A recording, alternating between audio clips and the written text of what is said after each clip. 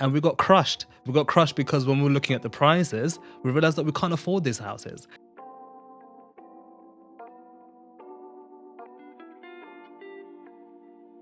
Hi guys, are you currently in a position where you feel like, do you know what, I'm actually ready to buy my first home?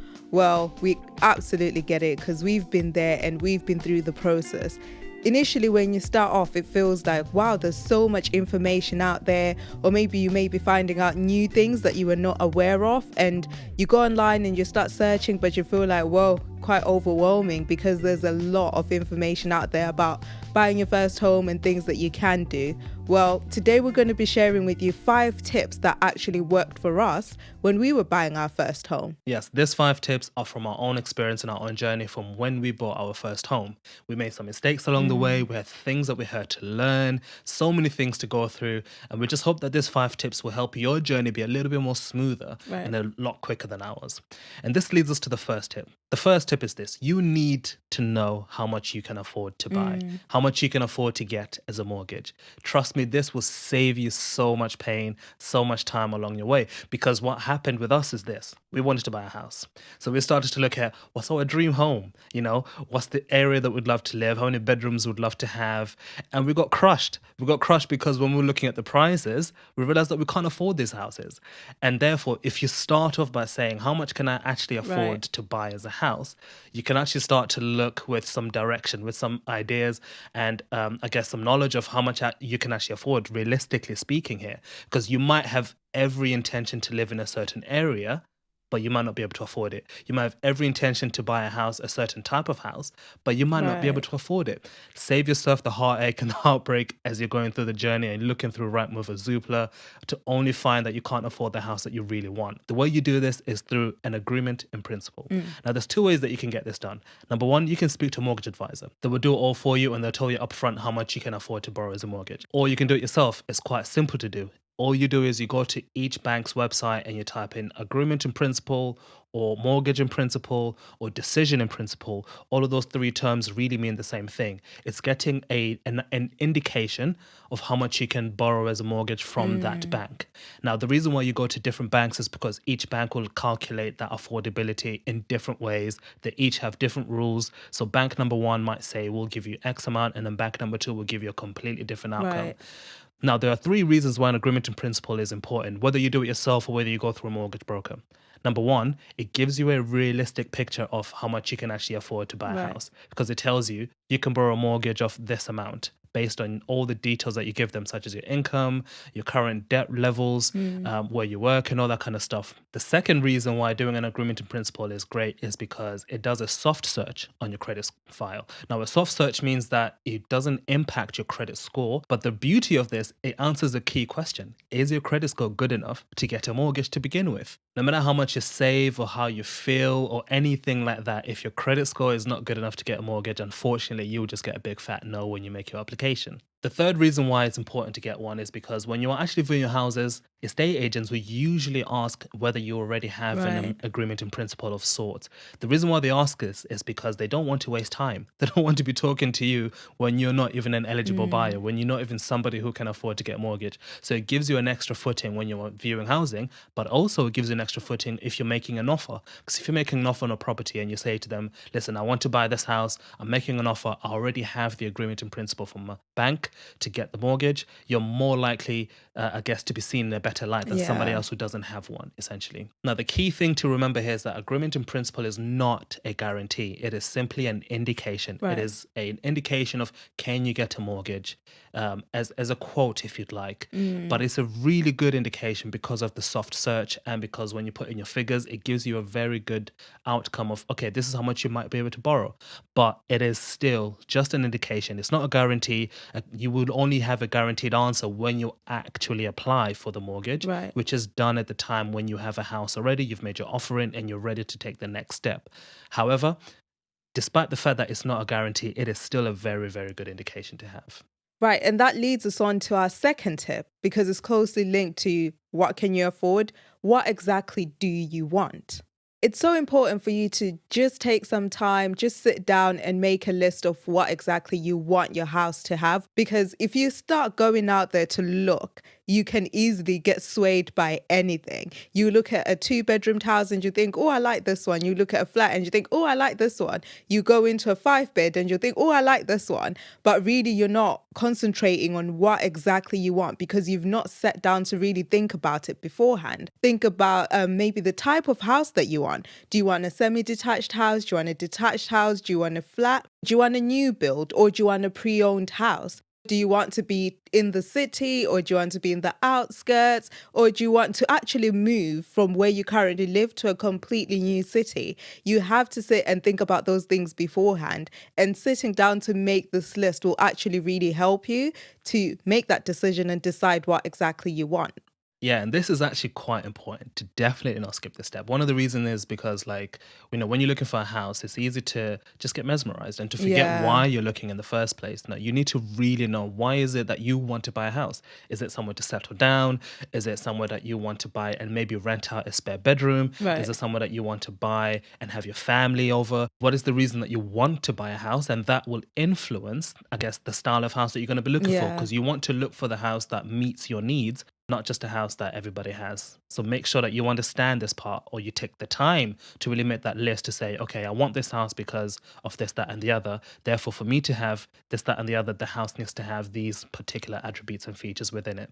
Absolutely. And that links in with thinking about what are you not willing to compromise on when you start looking for the house. And I think that is one really important part. What am I not willing to go without? Even if the house is nice, if it doesn't have these particular things, then it's a no from me. And I also believe that it will give you some sort of clarity. Making the list and deciding what exactly you want sets you on the right path in your home journey. Tip number 3 is so obvious, we almost didn't say it, but we're going to say it, and that is to save as much as you can. Right. Now, I'm sure you've heard this many, many times, that when you're buying a house, you need to save a lot of money.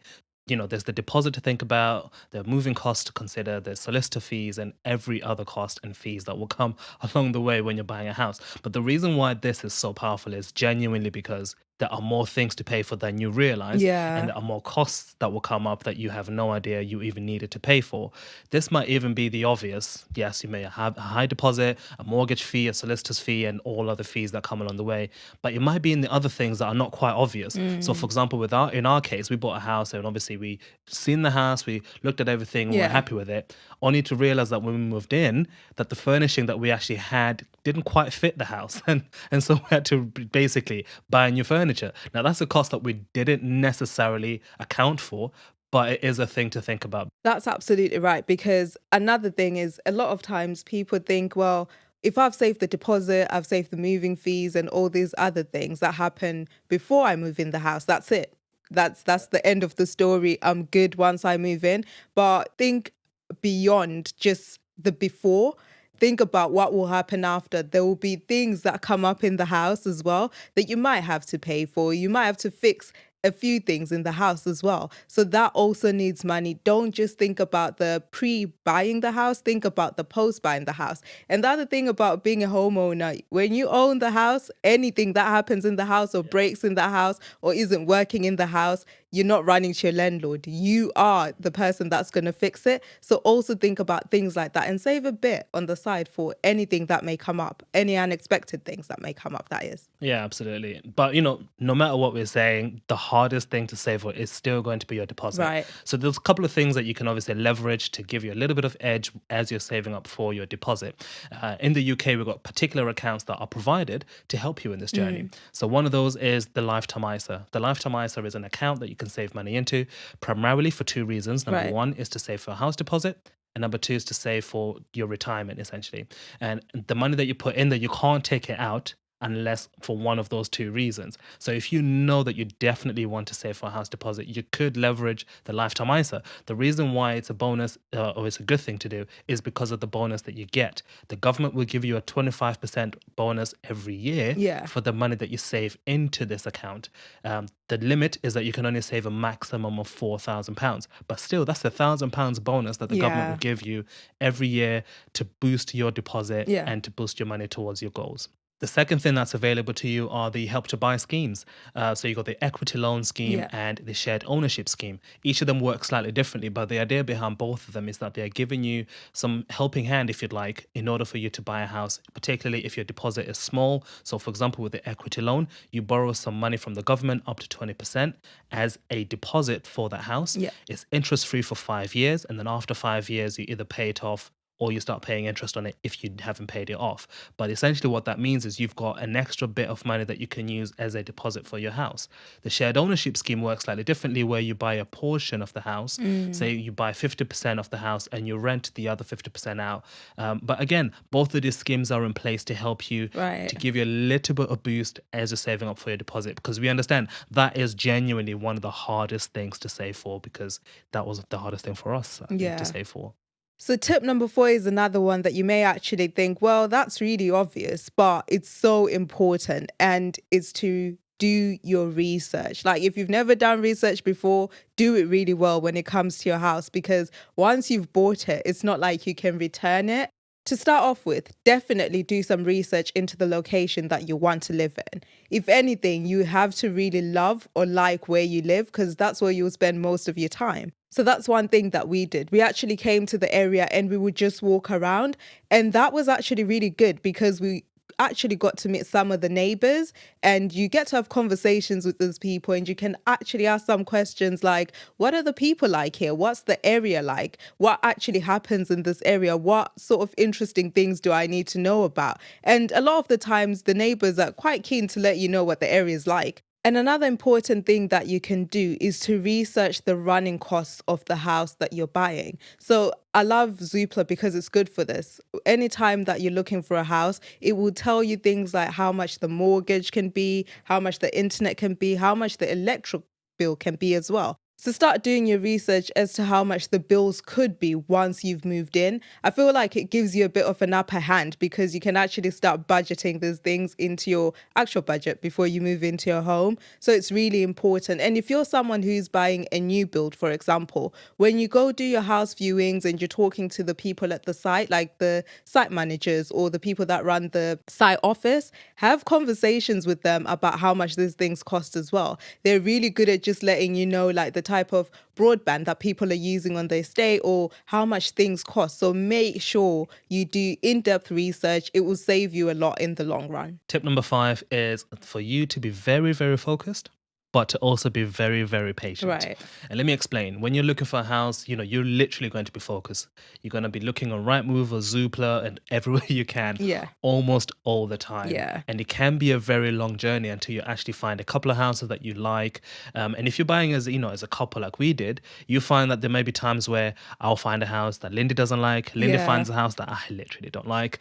And we're constantly going back and forth. And it takes a long time just to find that one house that we both agree on. And that can take its time, but you need to stay focused. You need to literally remember that you are on this journey and it can be a long time, because as you're saving and you're seeing your savings growing and growing and growing, it can be tempting to use that money for other things, for something Yeah. else. You might think to yourself, well, look, we can actually afford this, that, and the other, Yeah. but you have to be focused to say, our goal is to buy a house. So that's what we're going to keep our money for. Absolutely. That's what we're going to keep our focus and our attention towards until we attain that goal.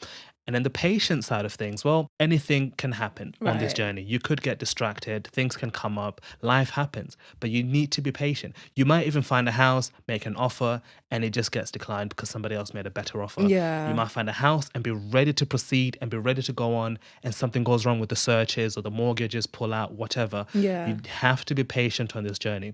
The one thing that we did that helped us to really stay focused and to really stay patient, believe it or not, was house viewings. Yeah. We kept going to house viewings over and over and over again because it literally just kept the fire burning. Every time we'd view a house, we would start to imagining that, okay, maybe this could be a house. And imagine if this was a house tomorrow Yeah. and we'd have this here and that here. And that literally just kept the dream alive because, as I said, life happens and anything can happen to distract you from your journey towards buying a house. But just stay focused, stay patient. We definitely believe that you can do it because we did it as well. Yeah, and whilst you're talking about patience, I think it's important to say that you may face delays, and we faced a lot of delays. And if anything, I feel like that was the hardest part about buying our first home. Yeah, saving up the deposit it's hard. It's not, saving up money is not an easy thing, right? But saving up the deposit in comparison to the delays I felt like it was nothing, because then you're not in control. That's the thing. And I think when you're buying your house and you're buying your home, you're thinking, okay, so I want to go from this step to the next step to the next step to the next step and get to completion and everything is fine without any issues and nothing going wrong. But because it's a process that involves other people and different things and different companies or different people that are getting involved in your process, you will face challenges and you'll face maybe delays. And you're quite blessed if you're that type of person that's not had to deal with any issues and everything's just been smooth.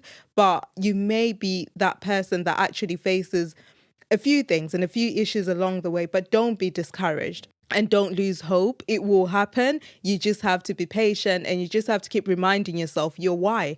Remember why you were doing it. Remember why you're on this journey. At the end of the day, you will actually get your home, but it's just that maybe you have to go through a few hurdles and overcome a few things to actually get there. But also surround yourself with people that encourage you and remind you of your why. We did that quite a lot, where we spent time with our friends at times when we were feeling quite down about the whole journey and the process. We spent time with our friends and they would always remind us our why. And they'd be like, just remember that at the end of it all, you'll be in your house. It's okay. Yes, it sucks at the moment, but at the end of it all, you will be in your home. So just remember that whilst you're on the journey, that it requires a lot of patience. Yeah, and that concludes today's discussion. We hope that those 5 tips have been so useful to you and encourage you to keep going on the journey if you are on this journey to buy a house.